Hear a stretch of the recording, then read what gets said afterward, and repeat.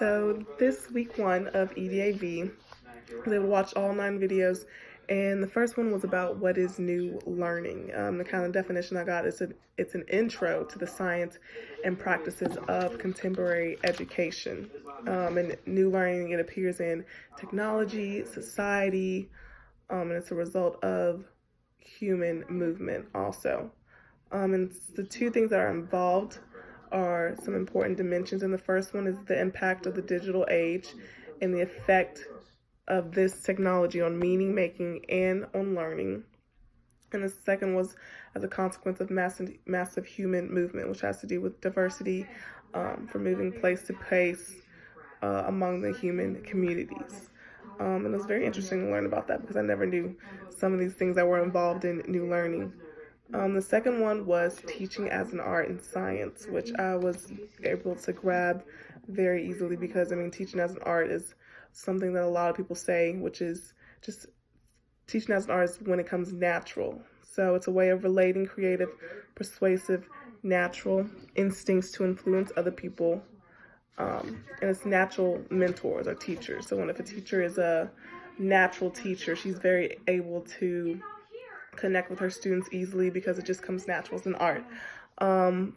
There's also teaching as a vocation, which usually involves a public servant, because there's a set of routines associated with a job. And then the last one was teaching as a science, which is a teacher that is observing, analyzes things, evaluating, and maybe even designing. The third one was learning and education, defining terms, which was 3 terms were learning, training, and education.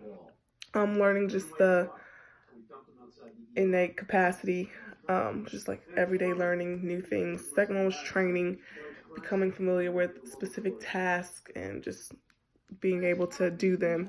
The third was education, which is just acquiring knowledge. And training also, it has a very narrow meaning into something that is learned. So, to train, you obviously have to learn the thing that's being taught and able to do the specific task. And education, it has a more broader meaning. It can involve science, history, mathematics, philosophy, things like that. The fourth one was formal and informal learning, which was 3 things: was informal, formal, and semi-formal. And formal is just, like at home, everyday living. We learn from people, so, just observing.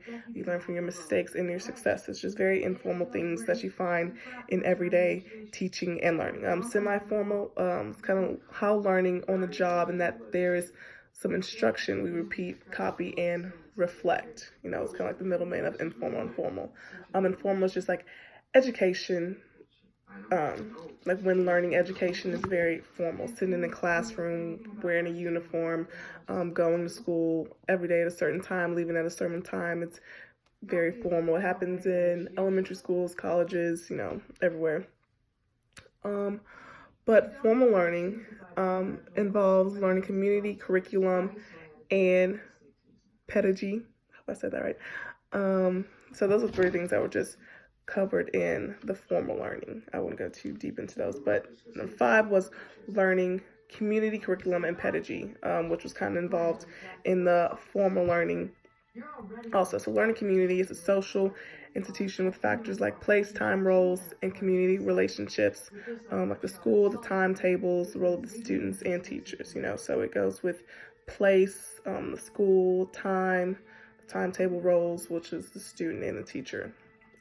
Second was curriculum, which involves the pre-planning of a course, and that is structured, curriculum, basically sequence of activities. So my curriculum would be, we would do a set of agendas throughout the month to learn something.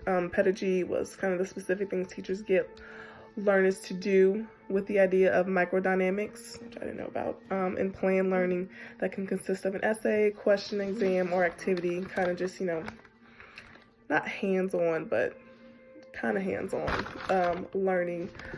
6, to skim through this, is the modern educational institutions, which again was the learning, which again involved learning community, curriculum forms, pedagogical discourses.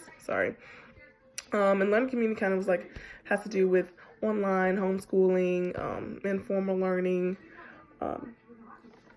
and it's kind of like the modern school, like college, university, its buildings, the administration, the structure and its rules, curricular forms. It's kind of like the program, the courses, the syllabi, which is kind of the content to be covered throughout the whole class. And then the pedagogical discourse, so that kind of involves textbooks, lectures in the classroom. 7, I'll kind of just do 7 and 8 together, just to make time. 7, it's just was the models of pedagogy, which involves 3 approaches, the didactic, authentic, new learning, and reflexive. The didactic was kind of just more of a traditional approach, learning, receive knowledge. Authentic, kind of also known as modern progressivism approach. It's more child-centered.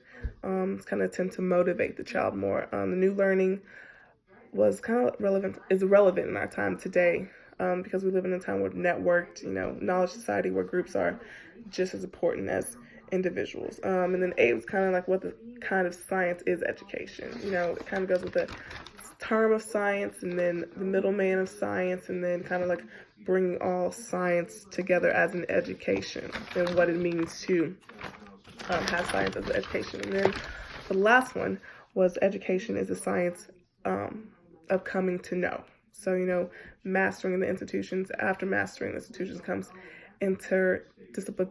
disciplinary education. Then it's foundational education, which also brings in formal learning and informal learning also. But mastering the institution kind of just is like assessments, it's the basic things of knowing what goes into education. So assessments, curriculum, the educational assessments, administration, and then interdisciplinary, kind of like the history, psychology, linguistics, and psychology or philosophy as well. So, all these things all tie into what is new learning, and being able to find out about the art and science of it, the curriculum, formal and informal learning. So that was the rundown of week 1.